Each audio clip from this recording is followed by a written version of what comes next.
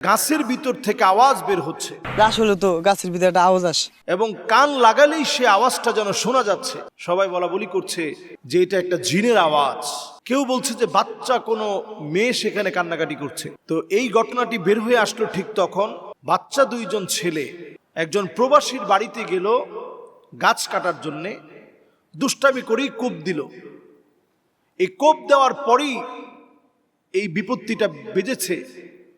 কোপটা যখন লেগেছে তখনই গাছ থেকে কেমন যেন রক্ত ঝরার মতো গাছের কষগুলো বের হলো, এবং গাছের ভিতর থেকে কে যেন বলছিল যে আমার কষ্ট হচ্ছে।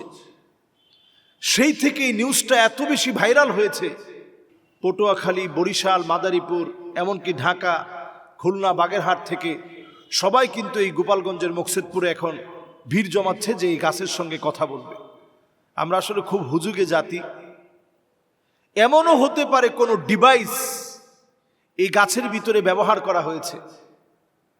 আপনি আমি হয়তো আমাদের চোখের অন্ত আড়ালে এই জিনিসটি লুকিয়ে রেখে ছোট্ট অনেক ডিভাইস এখন পাওয়া যায়, যেই ডিভাইস দিয়ে এমন কোনো রেকর্ডারের মধ্য দিয়ে কিছু শব্দ, কিছু আওয়াজ, কিছু নর্মাল কথোপকথন, এগুলো দিয়ে ডিভাইসটা গাছের ভিতরে রেখে দিয়ে এমন একটা আওয়াজ যে আপনি কানের সঙ্গে লাগানোর পর আপনার কাছে আওয়াজটা অনুভূত হচ্ছে, এরকমও বিষয়টা হতে পারে। আবার তারা যেটা দাবি করছে যে কোনো জিনকে আটকে রাখা, এটা যে কোনোভাবে এই কাজটাও হতে পারে।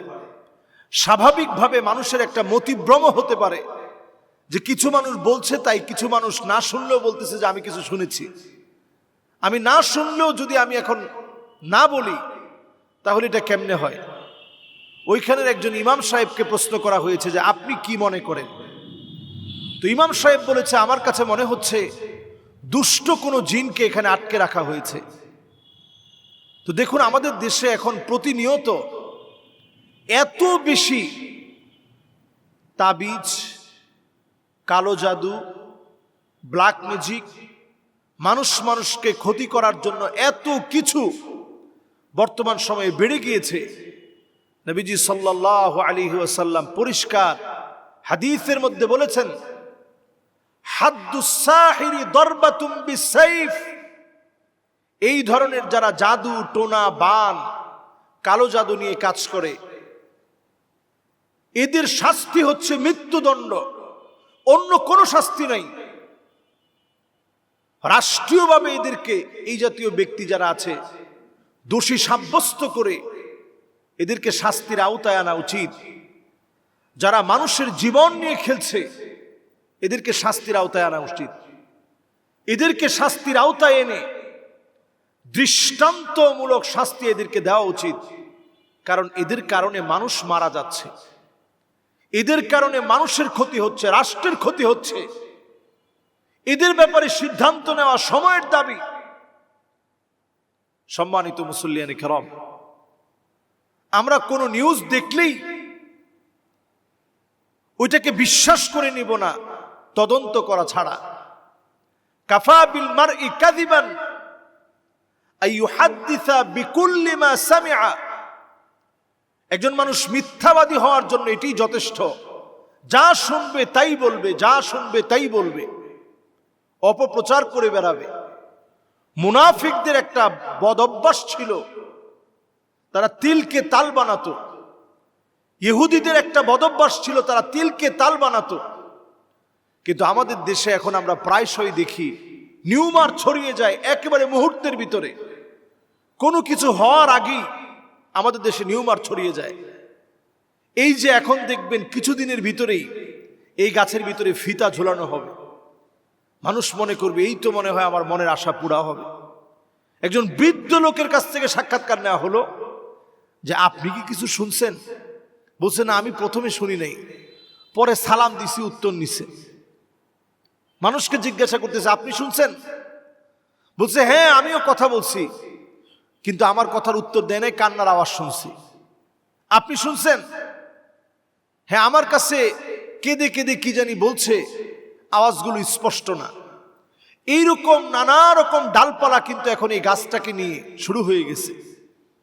আমাদের দেশে এরকম অনেক কিছু এইভাবেই কিন্তু এক সময় এই গাছটা অলৌকিক গাছ, এরকম নাম কিন্তু আমাদের দেশে এইভাবে কিন্তু চলে আসছে।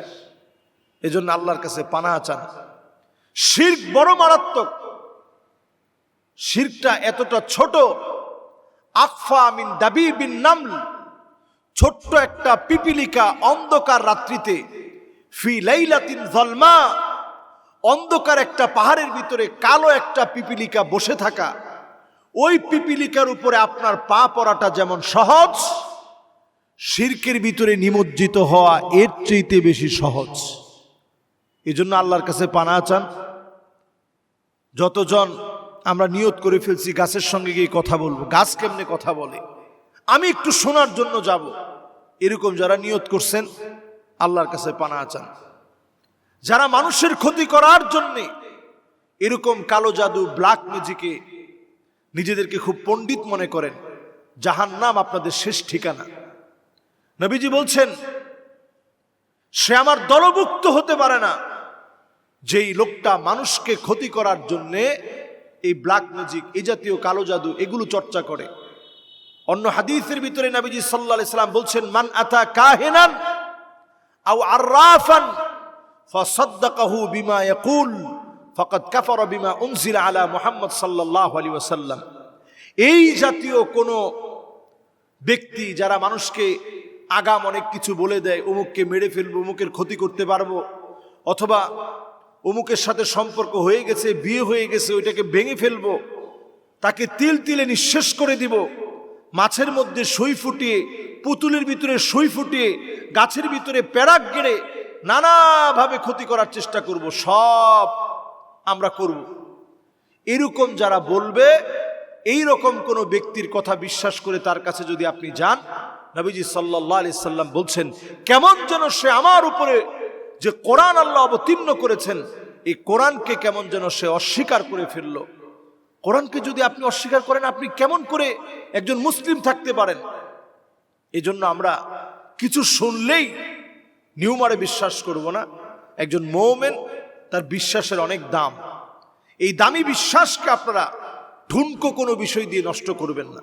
আল্লাহর কাছে আমরা পানাহ চাই সব রকমের এমন জাদু, বান, টোনা, কুফরি কালাম, এরকম মুসিবতের সকল বিষয় থেকে আমরা পানাহ চাই।